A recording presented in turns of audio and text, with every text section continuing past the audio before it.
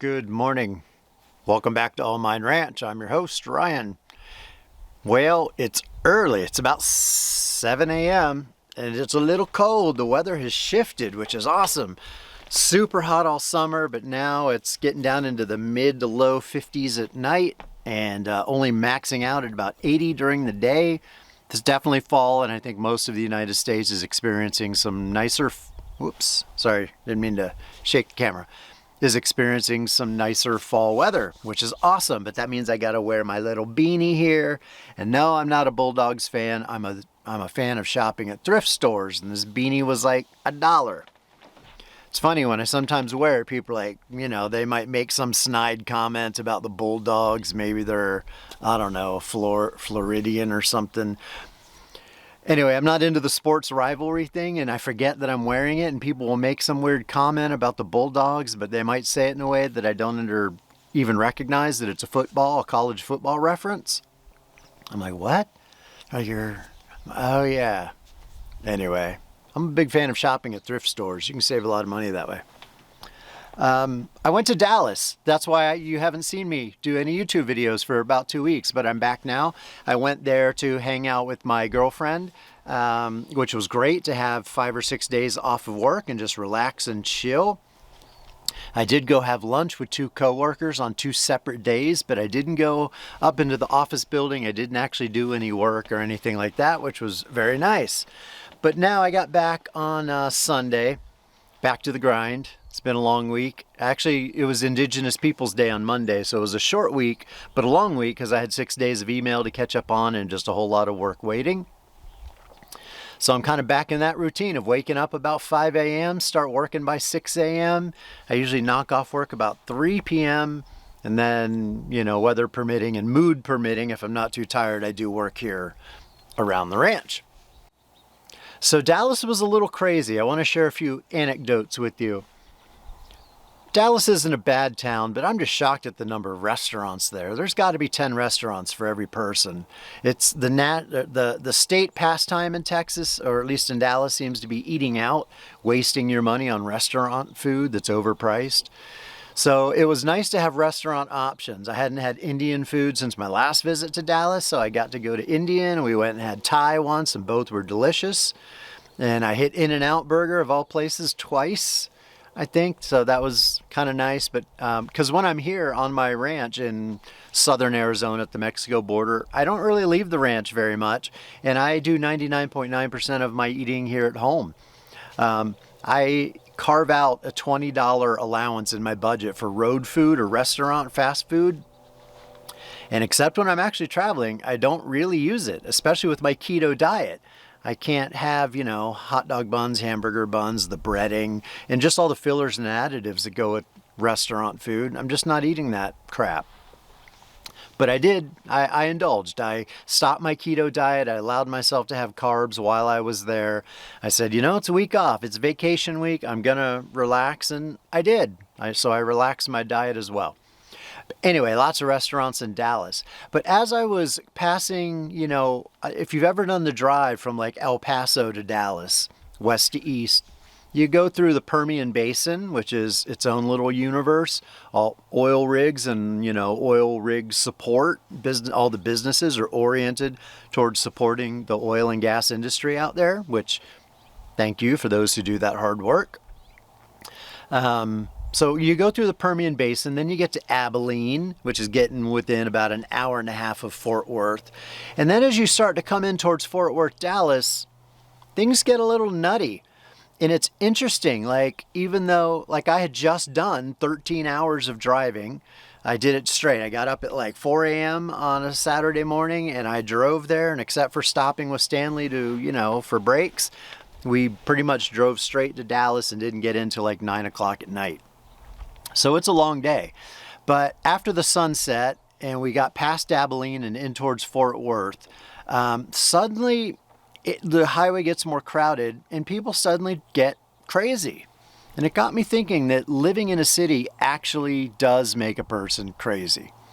Now, when I say crazy, I don't mean insane, but I mean it affects their mental health and it affects their judgment. So one of the things that happened, oh, by the way, I got this cute shirt from my mom says, "This is not a drill." That was one of her favorite expressions when we were kids. We'd go somewhere, we'd park, and we're getting out of the car. She'd say, "This is it. This is not a drill." And then she sent me "This is not a drill" shirt, which reminded me of my childhood. So thanks, Mom. Love you. So as we were getting in towards Abilene, or towards Fort Worth, people started driving crazy, and I was getting tired. I was getting a little bleary-eyed. But suddenly, on the highway, a car came sideways. I don't know how. There's a divider in the highway. I don't know how he would have crossed over from the other side. But suddenly there was a car going sideways across the highway, down a ditch, big cloud of smoke. The car came to a stop like in the, I guess you would call it the shoulder, and there was a frontage road too that paralleled the highway. So it happened in front of me just like 50 yards. I had to hit the brakes, and I was like, holy shit, that car, like, it woke me up real fast. My adrenaline was pumping because this car came out of nowhere and just about caused a big crash. But fortunately, he missed everybody, went down in the ditch, big cloud of smoke. He parked or stopped. So I slowed down and I thought, shit, do I need to help him? Do I need to pull over and see what's up? And so I hit the brakes and I got right, preparing to stop. And I was watching him in my rearview mirror, and they just started going again, hopped on that frontage road and took off. And that was that. I thought, what the fuck was that? Like, and it's like, oh, I'm getting close to the city. People are insane. And then it started to build in with, more cars, more traffic, people flying by. People within Dallas don't honor speed differentials. So if the slow lane is stopped dead, the middle lanes are doing 40, they'll fly by doing 90 in the fast lane, not caring that people might change lanes at a remarkably different speed than them and cause a crash. They just don't care. A hummingbird at the feeder. And once I got into Dallas, within minutes, I saw lots of red and blue lights. I got closer, cops off to the right, everyone's slowing down and looking. And I try not to be a looky-loo, but I looked, and there was a big rig that was on another frontage road. This was right in Fort Worth, near Lake Worth. A big rig was on the frontage road, stopped, and a car had plowed underneath it.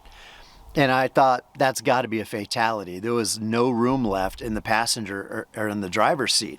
It literally just wedged itself about 8 feet under this big rig, and person probably got decapitated. And yet, despite that, everybody around it, aside from that temporary slowdown, was driving insane. So I was in like the middle lanes trying to do about 65. The speed limit was 65. People are flying by doing 90, 100 in the fast lane. People are doing 20 in the slow lane. That speed differential is crazy. And there's just so many merges and exits, and people are trying to merge, and people are hopping over with no signals. And it's just a frenzy. It's an absolute frenzy. And I'm generally good at driving. I'm aggressive. I can react fast. I maintain very strong awareness of who's around me. I'm constantly checking the mirrors. I'm constantly keeping my distance from the people in front. And of course, when you do that, people jump in front of you and eliminate that distance. So you have to back off a little bit. But people will do 80, 90 tailgating this far off the bumper of the person in front of them with no thought that the slightest hiccup, a squirrel, an animal, a piece of litter, a piece of rubber, a tire shred will cause somebody to, and boom, now you've got a fatality. It just happens like that. And getting into my girlfriend's apartment, it was about another 20 or 30 minutes. I saw several more wrecks and just insanity. And then the next day or a couple days later, when I was heading into downtown Dallas to have lunch with coworkers, I was just noticing the amount of billboards and signage on the highway. I think it was the 635 highway, if you're familiar with North Dallas. And I just got to thinking about the effect that has on people. It affected me. Like, I'm sitting out here in the desert right now. I'm watching the sunset on the... Hello, bird. It's cool when birds land on the tippy tip tops of my ocotillos. I can't believe their little feet don't get spiked, but they seem to ignore the thorns. Anyway, It's calm, it's quiet here. I talk about that all the time. You get into the city and it's just chaos. Not only is everyone driving fast, but there's information overload to an nth degree. There's so many street signs and billboards and just tidbits of information coming at you from all directions.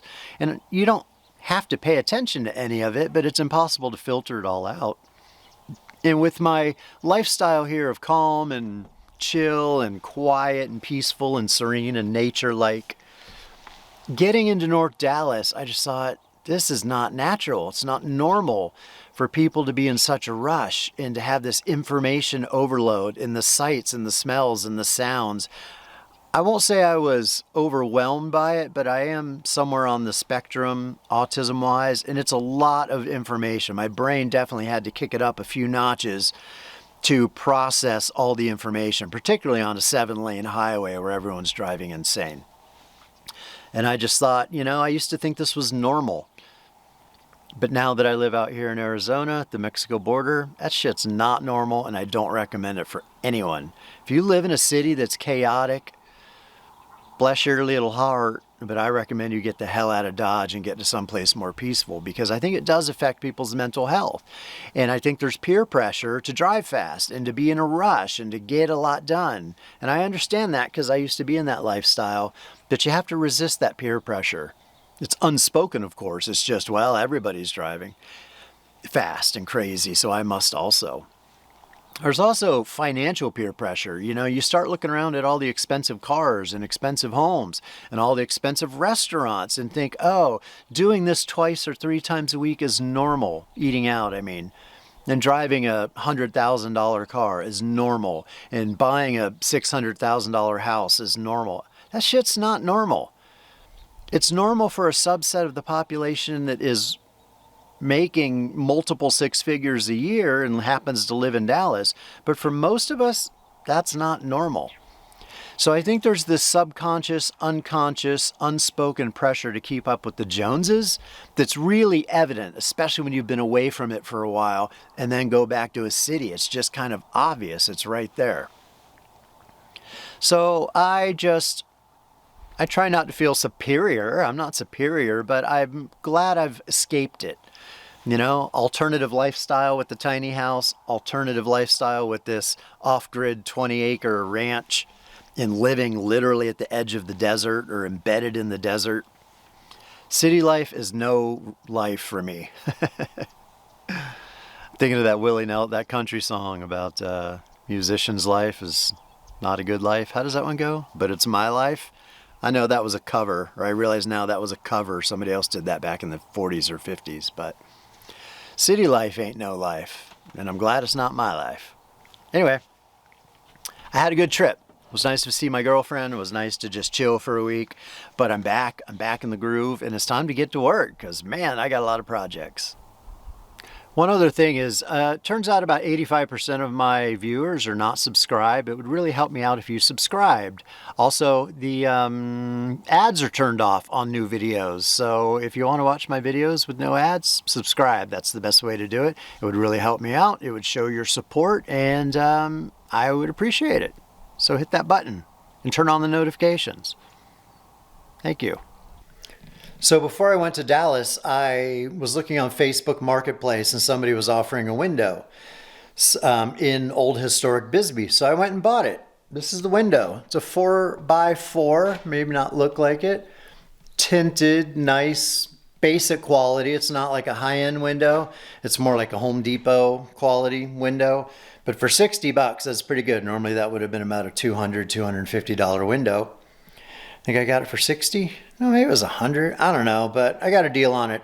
And then I was looking on Facebook Marketplace again a couple days ago, and somebody in Naco, which is the border town about 4 miles away, 5 miles away, is offering 6 large windows at like $60 each. If they're the appropriate windows, that's enough to do my whole house. I mean, I'm in my main house right now. I'm going to have about 1, 2, 3 along these walls. No windows on that back wall. And then I'm going to have one in the far corner, which is my bedroom, will be my bedroom. I'm going to have one here, which will be a kitchen window. And really about 5 windows. And they've got 6, and they're good size. So if they're good enough quality, They're older windows and they're used, but they also want $60 each for them. So if I can connect with the woman, she had a death in the family and couldn't show the windows. That was a couple of days ago, but I'm hoping to connect. And if she says she's available, I'm going to run to the ATM machine, get some cash. I'm going to go see her and possibly cheaply buy windows for this whole house. My plan had been to buy brand new windows, high-end windows, but they're, a good window is about $1,000 each. So I was not really, and I'm never in the mood to spend $5,000 on windows. But this is the last house I plan to ever own, so having good windows would be nice, but I can't pass up a good bargain. And maybe I'll change my mind and I turn around and resell the windows, but at $60 for I think they're 3 feet by 4 feet each, sliders, kind of like this one, so very similar. Can't go wrong with that. So if that works out, maybe I'll take you along or I'll show you when I get the windows, but that could happen by the end of today. So that's kind of exciting.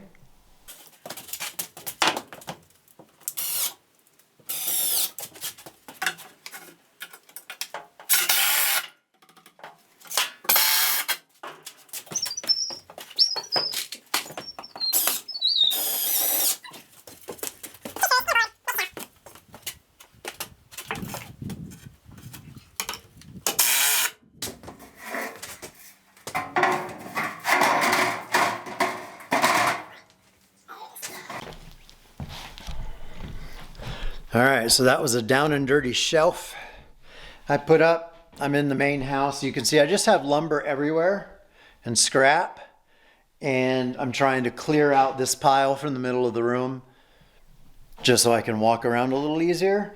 So I thought, hey, why don't I just put up a shelf, 2 screws in each board. That'll be in my way at some point. I'll have to take it back down, but for a couple of months, that's fine just to put some lumber and lighter weight things up there, fast and easy. Seems like a good idea to me.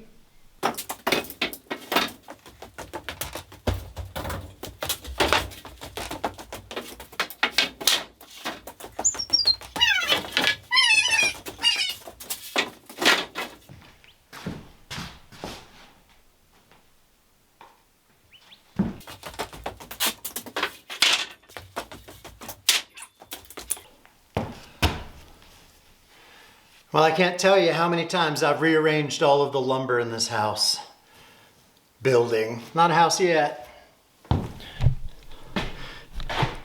It's just a building. You put things where you need them to go in the short term, like this window and pile of siding. That's all the lumber that I bought for the solar rack project. It's been laying around in my way, so I decided to open up this area a little bit, put up that shelf, set up the sawhorses over here to put all this lumber. Now here's the view from coming into the back door. It's a little more open now. A little bit less chaos now that I got that going. I like to do projects like this, cleaning and organizing, to start my day because it helps me warm up physically, psychologically, finish my coffee. Then once I'm warmed up, I'm like, all right, let's tackle a bigger project like solar rack construction. So it's now about 2 p.m. and I haven't started on the solar rack. I try to follow my moods. I say that in almost every video. I try to work on what I feel like working on, even if it doesn't line up with what I mentally planned for the day. So the weather's so nice. It's about 80 right now, 81, but when I woke up, it was in the 60s. Actually high 50s, low 60s. So I went out and I worked on my trails for about 4 hours, 3 or 4 hours. Taking the mattock and hacking out bushes, widening the trail, creating a fire break. It's the section that goes right from my tiny house, sort of a loop out around the main house to right over here on the other side of the main house. The route that I usually take when I walk Stanley. It's a short little loop. And anyway, I wanted to widen it and make it big enough for the ATV to get through there, no problem, my new quad. And I'm not quite done, but I was very productive. I hacked out a bunch of bushes, I stacked them up, I raked out the rocks, I did a lot of trimming with the, pruners, loppers. And I did that till my back was absolutely hurting and exhausted. Now I've taken a break for an hour in the main house here, enjoying my, enjoying my hammock. And, but I need to work on the solar rack, but there's some stuff I don't know how I'm gonna get it done. I've got to put a big board up on the wall alone, make it level, it's heavy, it's gotta be straight. I'm not sure how I'm gonna do it. Let me go show you what I'm talking about. All right, we're up on the scaffold. I've got to continue that board. I've got to sister it up here. I got to bring it along this line, this string that I've run. And as you can probably see, if you look down this line, whoops, that board is wavy and floating. See, it's not attached very firmly. It's got a lot of play in it. I've got to figure out how to get another board just like it up here, mated to this. It's going to come out to about here, so about 8 feet long roughly. But I also just realized that once I have that band up here, I'm not going to be able to paint this wall. So as much as I would like to figure out how the hell I'm going to get this done, I got to break out the yellow paint and paint this wall, because it's going to be, otherwise it's just going to be primered for the next millennia. So I've got to change gears mentally and physically, stop what I'm doing, put on some gloves, grab the paint. It's kind of hot, but I think I can make it work. So I gotta take about an hour to paint this wall, so that's what I'm gonna do. Before I get into my painting task, I wanted to share something that when I was in Dallas, well, let me back up. In the previous video, I was talking about the importance of having cash on hand so that you can take advantage of deals when they arise, if you want to build affordably. Well, a new Habitat Resale store had opened up in Dallas since the last time I was there, just a few miles from my girlfriend's house. So we popped in there, and man, did they have a deal on paint. I don't know how well you can see this, but they have this paint here, this Ultimate Eggshell. It's recycled paint. Whoops, get it on camera here. It's recycled paint. So they have not unusual colors. They have a variety of colors. It depends on how big the batch was that they saved from a landfill.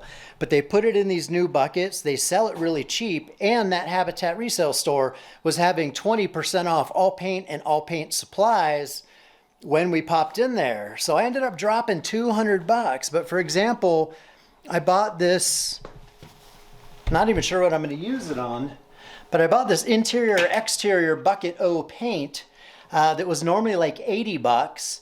Then I got 20% off that, so a little bit closer to 60, a little over 60. That's a good deal, because normally 5 gallons of paint at Lowe's would be like $250. So that's pretty awesome. And then I got 4 more gallons of eggshell paint primer in sort of a desert tan and like a sage green, 2 gallons each of those. Those were like $20 minus the 20% off. Might be even cheaper than that. I don't remember. Plus I got a paint mixer for my drill, which I'm about to use because the yellow paint that I've got to paint that wall with, which is in this gray bucket, hasn't been stirred or shaken for quite a while. But I think I paid like $8 for one of these drill bit paint things. I bought a super long squeegee to help me clean my solar panels, a telescoping squeegee. I got all these brushes for like $5, which I go through a lot of damn brushes here.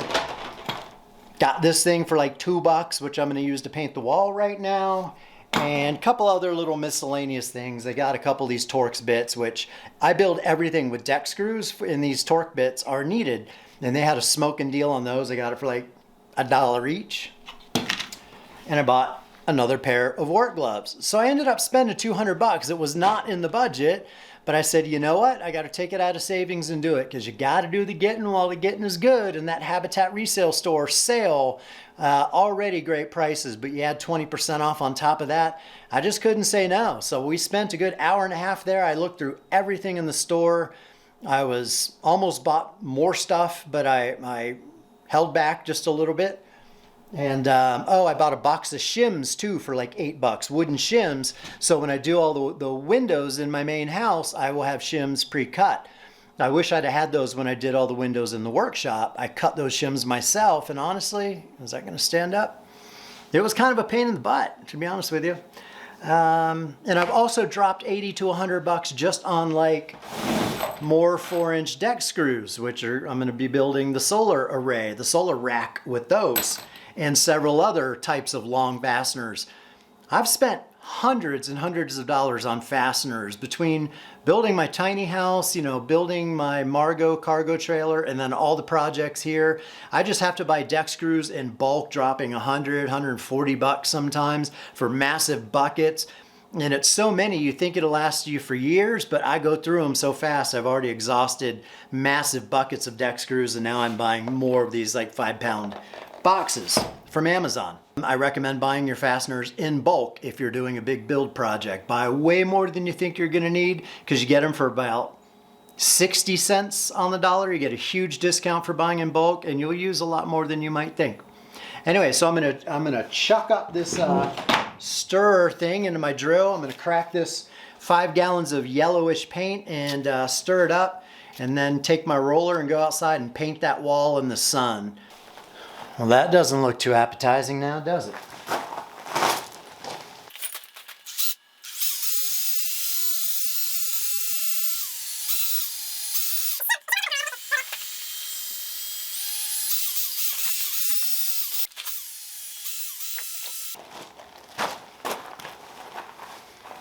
I don't even know how long I'm supposed to mix this up for, but it's been about a minute. It's working pretty good, so I think I'm done.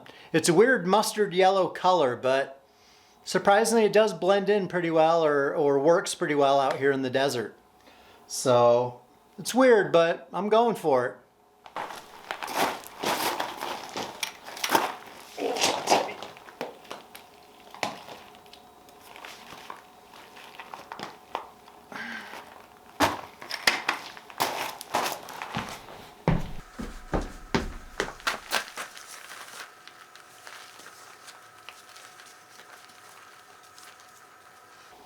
Should have put my gloves on first, huh?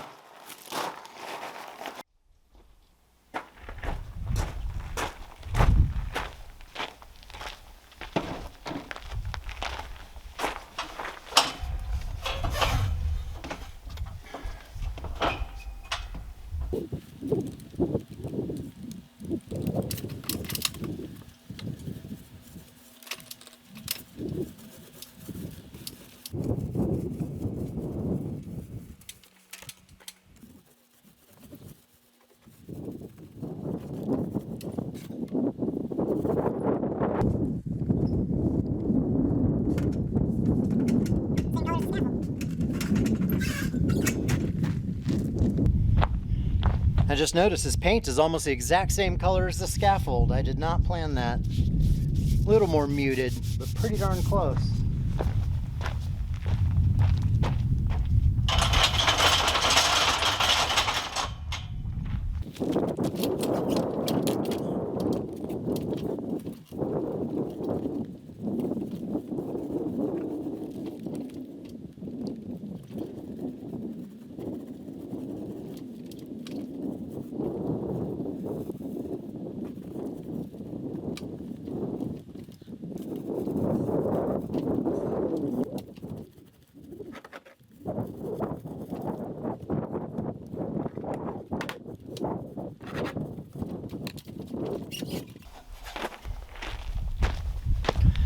All right, well, you get the idea. I'm gonna finish up a little bit, finish up with the paint that's in the roller tray, and call it good. All right, that screw hole, if you saw it, that I just pre-drilled, lines up with where 2 panels meet, which overlaps a stud on the inside of the workshop. So now I gotta go find like a 6-inch long screw, something along the lines, something along the lines of this, although I wish that were 2 inches longer. I don't know if that's going to get it. Let's find out.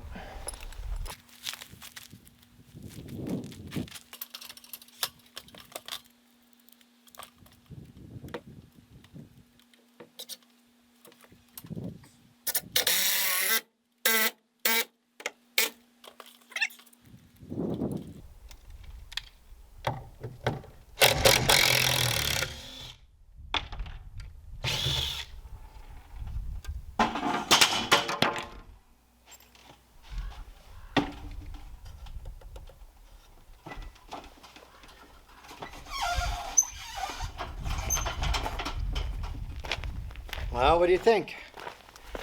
That should work temporarily anyway. I'm gonna need to cut off the end a couple of inches, and I'm gonna have to get the whole thing straightened out. But as you can see from this angle, it is one continuous. Can you see that?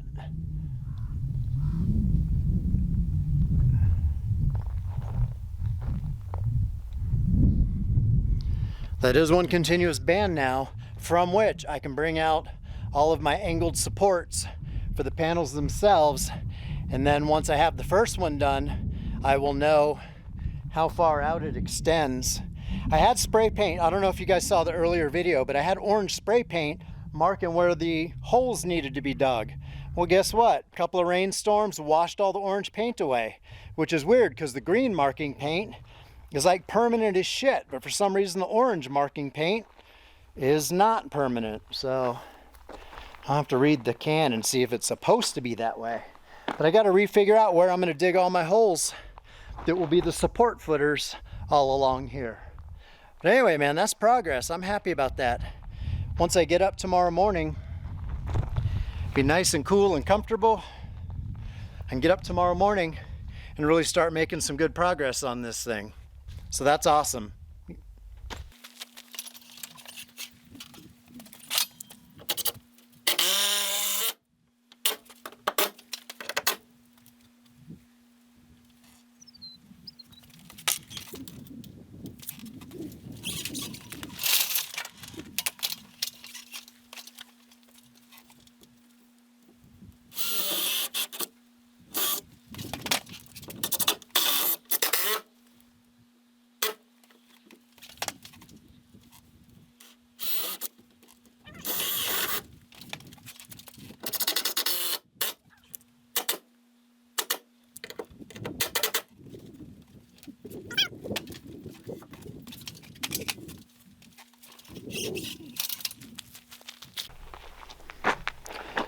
All right, I am calling it a day. I think I made pretty good progress. I worked on the trails for about 4 hours. That was back-breaking work. But then in addition to that, I did all this. Got that ready to go. I added in some more screws towards the end here and added a bracket. And here's the first support coming off of that that's going to attach to that bracket. It's how I'm going to hold it temporarily while I mess around down with the far end here. What else did I do? A bunch of stuff in the workshop and a bunch of stuff here in the main house, just kind of straightening it up, putting up some shelving, getting it organized, just taming the chaos a little bit. So I'm ready to go for tomorrow morning, but I've put in a good 10-hour day, hot, sweaty, I'm dirty, need a shower. So thanks for watching. I will pick up tomorrow continuing this. Might be another video, might be this video, but make sure you like, share, comment, subscribe, notify, all that fun stuff. Thanks for watching. So I'm editing the video that you're watching right now. This is future Ryan, Sunday morning about 7 a.m. Stanley keeps growling at something. I think he's just growling at my ATV being parked on the trail in an unusual place that he's not used to. So let's let him out and see what happens.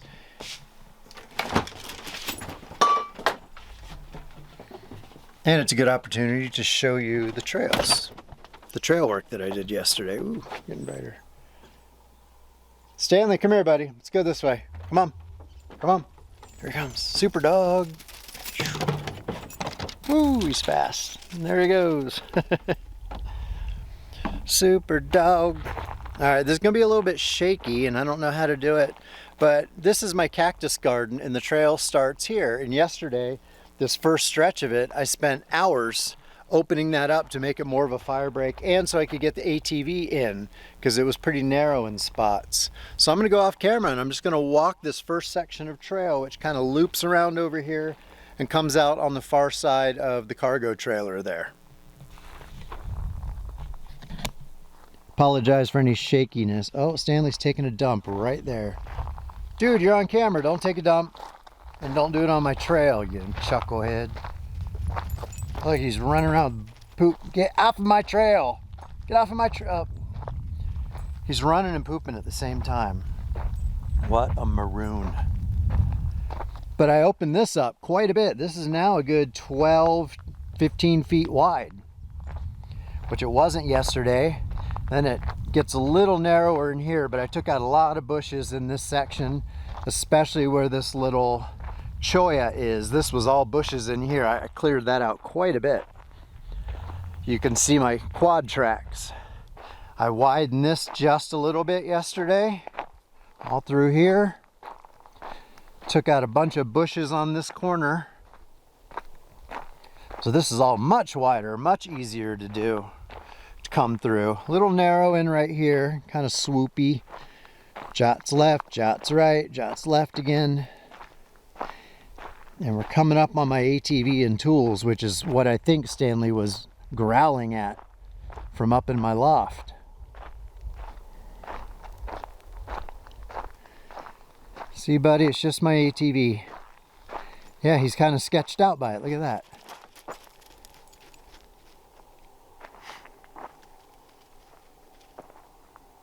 What is it, Stanley? What is it? Huh? He's a little leery of it. Dude, it's just my ATV. You've seen it a million times. That's so funny. So, the ATV provides some scale. You can see how wide the trail is now. I need to make it a little bit wider because if a fire is going to come, it's going to sort of come from this direction up to here. And if there's high winds, you know, where it's only 6 feet wide, like right there, it could easily jump that gap. In a perfect world, it would be, you know, 15 to 20 feet wide. Sunrise on the mountain there. Isn't that nice?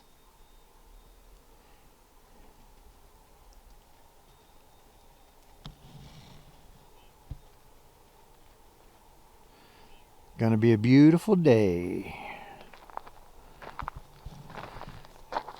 Like the U2 song. I opened this up quite a bit in here.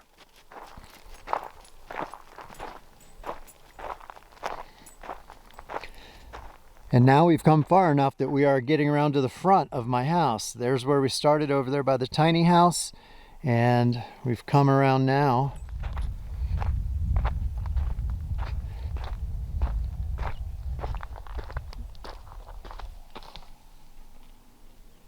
I like that guy. See how narrow it is in here? It's only about 5 feet wide right here.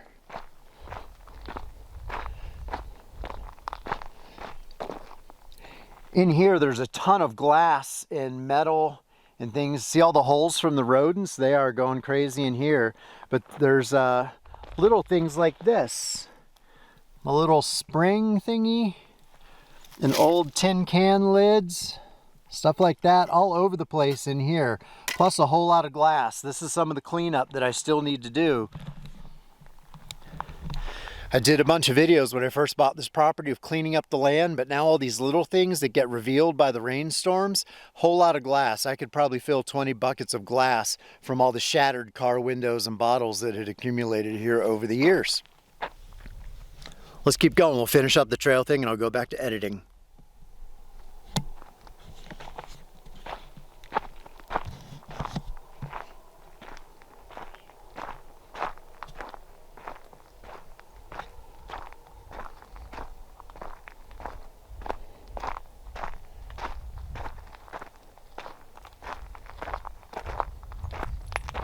Creek right there.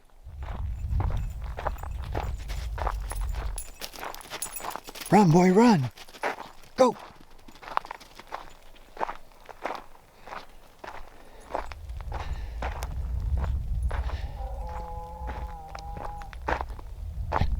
Stanley, don't go too far. It's like having a little kid.